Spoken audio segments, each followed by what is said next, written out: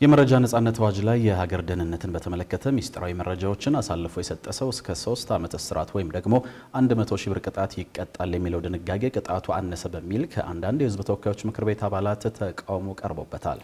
አዋጁ ለሕዝብ ተወካዮች ምክር ቤት ቀርቦ በትላንትናው ዕለት የጸደቀ ሲሆን አዋጁም በመንግስትና በግል ድርጅቶች ላይ ተፈጻሚነት እንዲኖረው ተደርጓል። ሀና አብደታ ተጨማሪ አላት።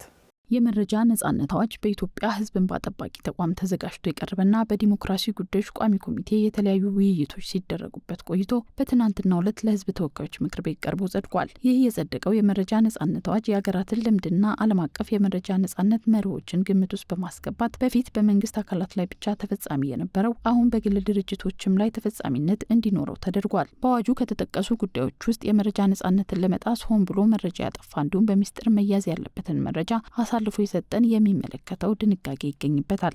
ሆን ብሎ የተሳሳተ ወይም ትክክለኛ ያልሆነ መረጃ ወይም ሰነድ ለመረጃ ጥያቄ የሰጠ በተቋሙ የተሰጠን ውሳኔ ወይም ትዕዛዝ ያለ በቂ ምክንያት ያልፈጸመ ሀመርሃ በዚህ አዋጅ በተደነገገው የጊዜ ገደብ ውስጥ ከአንድ ወር ጊዜ በላይ በተደጋጋሚ ለመረጃ ጥያቄዎች ምላሽ ያልሰጠ ወይም የዚህ አዋጅ አንቀጽ 55 ንዑስ አንቀጽ 2 ድንጋጌ እንደተጠበቀ ሆኖ በሚስጥር መያዝ ያለበት መሆኑን እያወቀ የመከላከያና የሀገር ደህንነት መረጃን ለጠያቂ የሰጠ ወይም ይፋ ያደረገ የበላይ ኃላፊ ወይ የመረጃ ኃላፊ ወይም ሰራተኛ ጥፋት በፍርድ ቤት ሲረጋገጥ እንደ ጥፋቱ ክብደት 3 ዓመት በማይበልጥ ቀላል እስራት ወይም 25 ሺህ ብር በማያንስ ወይም ሆኖም ከ100 ሺህ ብር በማይበልጥ የገንዘብ መቀጮ ወይም በሁለቱም ይቀጣል።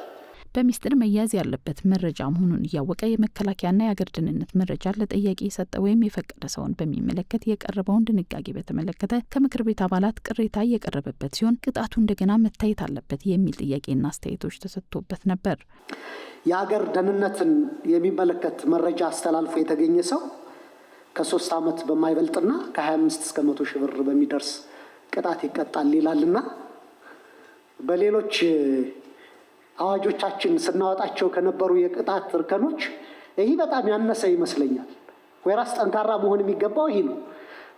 ኮንትሮባንድ የተሳተፈ ሰው ተሽከርካሪን እስከ መውረስ የሚደርስ አዋጅ እያወጣን በስራ አጋጣሚው የሀገርን ብሔራዊ ደህንነትና ጸጥታ ጥቅም የሚመለከቱ ሚስጥሮችን አንድ ሰው አሳልፎ በብዙ ሚሊዮን ዶላሮች ቢሰጥ በ100 ሺህ ብር ተቀጦ ይሰናበታል ማለት ነው። በገንዘብ ቅጣት ይቀርልኝ ካለ 3 ዓመት ማለት ደግሞ ኢፌክቲቭሊ 1 ዓመት ከ6 ወር ነው የሚታሰረው ማለት ነው። በአዋጁ በተደነገገው መሰረት በቅን ልቦና መረጃ የሰጠ የመረጃ ኃላፊ ወይም መረጃውን በቅን ልቦና ያሰራጨ የመገናኛ ብዙኃን ባለሙያ ከተጠያቂነት ነጻ ይሆናል የሚል ሲሆን ይህም ጥያቄ ቀርቦበታል። የወንጀል ድንጋጌውን እንደገና ብታዩት እኔ አልደግመውም። ክላሲፋይድ የሆነ ኮንፊደንሻል የሆነ መረጃ መስጠት ትሪዝን ነው። ባይዘይ ወደ መጨረሻ ሄደው አንቀጽ 55 ላይ በቅን ልቦና ሆኖ ከሆነ እንዲያውም ተጠያቂ አይደለም ይላል። ቅን ልቦና በጣም ጥንቃቄ የሚሻ በየህግ አውዱ በተለያየ ሁኔታ የሚተረጎም ነው። ስለዚህ አሁን በዚህ አይነት መልክ ተጠያቂነትም ላይሰፍን ይችላል የሚል ነገር አለ። ቅድም የተከበሩ እንዳነሱት ኮንፊደንሻል ክላሲፋይድ የሆኑ መረጃዎችን ሰጥተው በቅን ልቦና መረጃ አሰራጨው ሰጠው የሚል ነገር ሊነሳ አይገባም። ይሄ ደግሞ ለዚያም አይሰራም ባይ ነኝ። የምክር ቤት አባላት ላነሱት ለእነዚህ ጥያቄዎች የዲሞክራሲ ጉዳዮች ቋሚ ኮሚቴ ምላሽ ሰጥቷል። የሀገር ደህንነትን የሚመለከቱ ጉዳዮች አሳልፎ የሰጠም ከበድ ያለ ቅጣት የሚጠይቀው አለ። እንደተባለው ይሄ ከባድ ወንጀል ነው። በከባድ ወንጀል ነው የሚያስጠይቀው። ምናልባት የሚታይ ነገር ካለም ለማየት ብዙም የሚቸግረን አይደለም። የመረጃ ሰራተኞች አንዳንዴ በስራ ብዛትም ባልሆነ ማለት በመጥፎ ልቦና ሳይነሳሱ የተሳሳቱ መረጃዎች ሊሰጡ ይችላሉ። እንዲህ በሚሆንበት ጊዜ ትንሽ ሁኔታውን ማየት ፌር ነው፣ ከሰብአዊነት አንፃር ተገቢ ነው። ሆን ብሎ ከሆነ ቅድም ባልነው መንገድ ተቀምጧል።